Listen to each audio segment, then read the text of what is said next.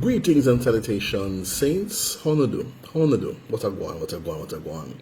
So this is We on COVID-19, episode 4, and this one I'm calling Check In and Reach Out.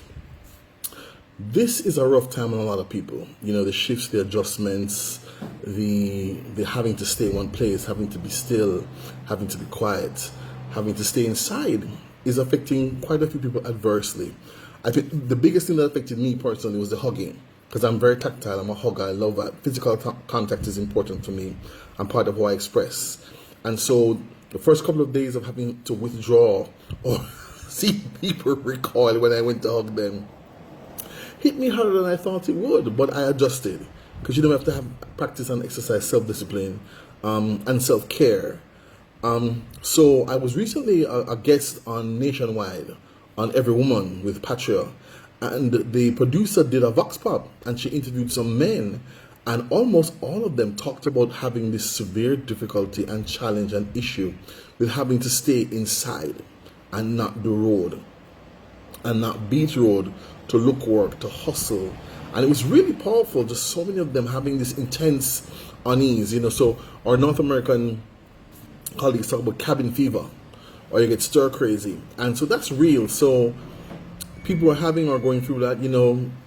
Adjust, deep breathe, you know, be honest about it, talk about it, share, walk, you know, practice. You know, so if you can stay in for 2 hours, then next time try 3 hours, then try 4 hours, and then try 6 hours, but try it. You know, if you're experiencing real difficulty, keep working at it. And so the check-in is checking on people, and the reach out is reach out when you need help.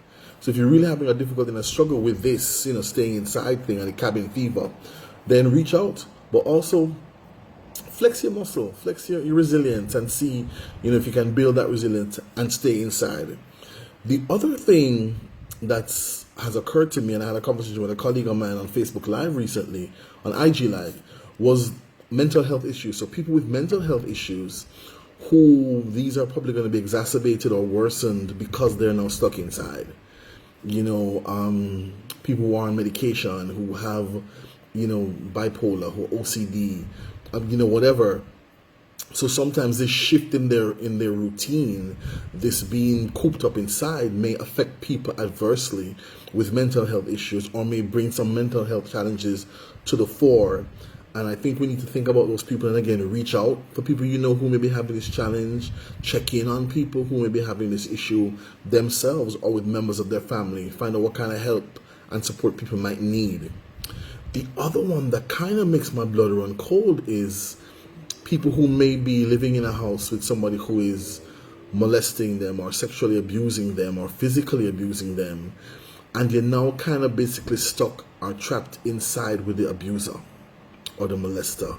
That's a rough one. I mean, and the only thing that comes to mind for me is if you can possibly stay somewhere else, and if you have to make up a lie and find a reason why you're not going to stay there, but for your own mental health and safety in this prolonged period, is it possible? And then, get any medical advice, like if you have to move from the house where you are and go somewhere else, does that mean you need to isolate and do some sort of quarantining when you get to the new place? But if that's a real thing, I'd suggest to people reach out, get some advice and guidance so that you're not stuck or trapped inside with a molester or an abuser. And if it's a child, folks, pay attention, be extra vigilant. If you're in a space where there's a lot of traffic, a lot of people, even though ideally there shouldn't be, but pay attention to kids, space, an appropriate space. A lot of times molesters and predators use times like this to victimize people. So I think we have to be extra vigilant and pay attention, whenever we can. There's a saying that says, squeaky wheel gets the grease. So folks, let's not be the superheroes. Let's not be the oh, man a bad man a thugs, man reach out. If you're feeling that you're struggling, if you're feeling overwhelmed, we're feeling sad, ask somebody to help you. And it might just be a listening ear, because I find that A lot of times it's not about anybody having the answer or fixing the problem. It's somebody pausing to listen to you.